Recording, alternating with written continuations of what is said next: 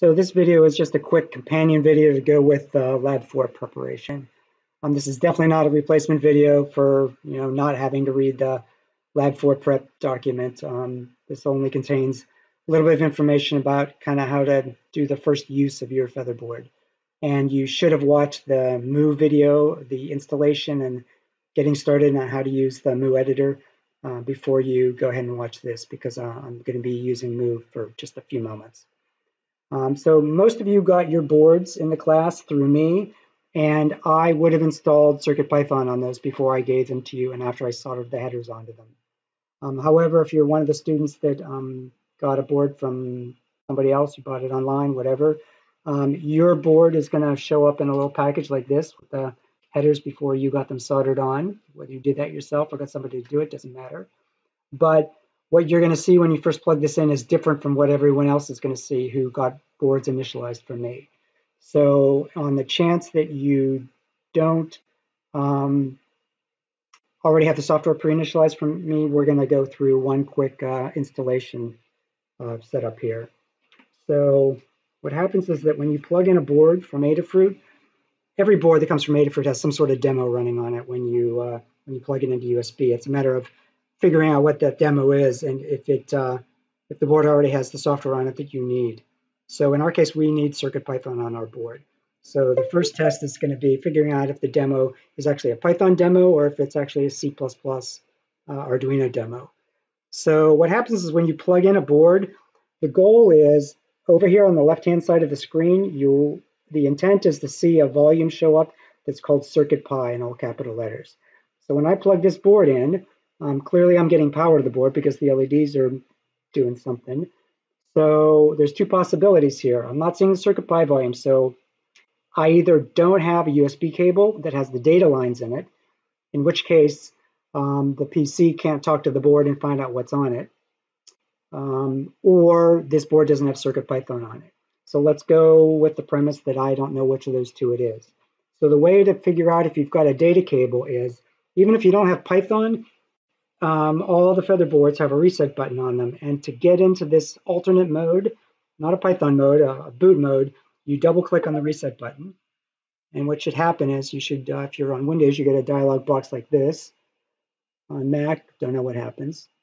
But we did see a new boot volume, show up here, and it's called Feather 840 Boot. This is reminiscent of the actual name of the board. So this does tell us that we have a data cable, so we're good on that front. So now all we need to do is we just need to shoehorn Python onto this board, which is a pretty easy task. So all you need to do is go to circuitpython.org and click on the downloads button. Now every version of Python or CircuitPython for every board that Adafruit ships and anyone else who's told Adafruit about a board that they make that runs CircuitPython, you can get CircuitPython from this website. So in our case, we have a Feather Sense. And so type sense, that's our board. Oh, that's interesting. This must be a prototype board because it's green. Didn't even notice that until now. So what we're looking for is we're looking for this .uf2 file over here. So this is the actual image of CircuitPython that we need to push down onto the board. So we'll do a save here. So I did this in a previous attempt to make this video, so I already have a copy of this around. But if you go to your downloads directory, so I have two, I'm going to go ahead and get rid of the second one. So this is the UF2 we just downloaded. It's very small, less than a megabyte. So all we need to do is we just need to drag this thing over onto the label for Feather 840 boot, and it copies it over. The board probably does some spectacular flashing to acknowledge that it's accepting its new copy of Python. Okay, I expect a little more feedback from that. Okay, so it twitches, light goes flashing green, seems to twitch back and forth between green and red, and now it's pulsing green, which I happen to know is a good sign. So now look what's happened. So after you install an image on it, the board resets itself, and now it comes up as a CircuitPy volume over here in your file manager. So if we look over here on this board, this is basically what you see on a new board after you put CircuitPy on it. So let's go ahead and actually try and run a program on it. So get your fancy, oh, before we do that, while you're here on the CircuitPython website, or circuitpy.org, go over to the libraries section, and we want to have you download this version 6.x bundle. And I've already downloaded. If you click on it, it's going to do the usual download thing, right? So you click Save File, da-da-da. This is a slightly bigger file. Oh, this is only 4 megabytes. It's not going to take very long either. So it'll end up right next door to the UF2 file we downloaded. You're welcome to get rid of the UF2 file. It's not big, but there's no reason to necessarily keep it around. This is the second copy of the zip file.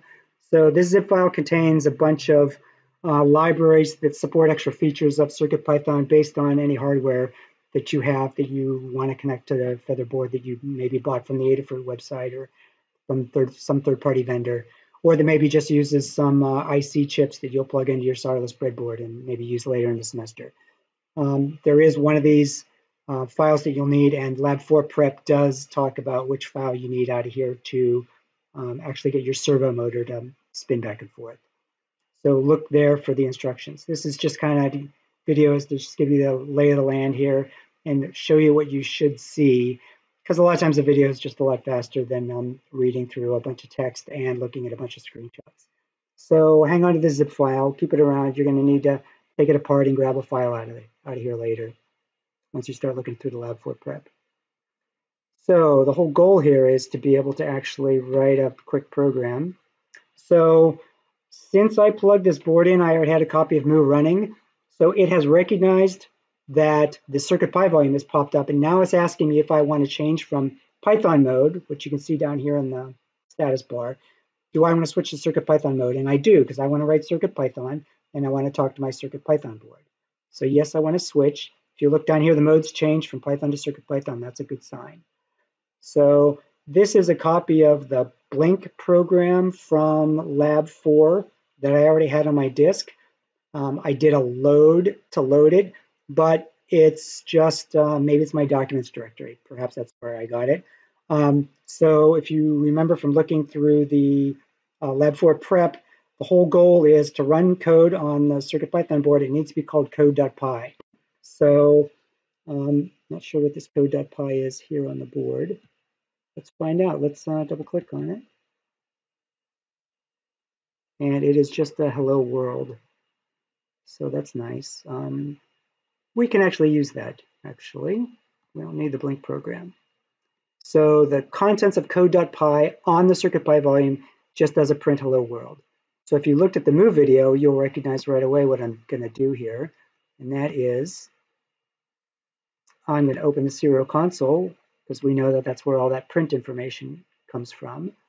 So let me close this, because we don't need this. Maybe we'll use it.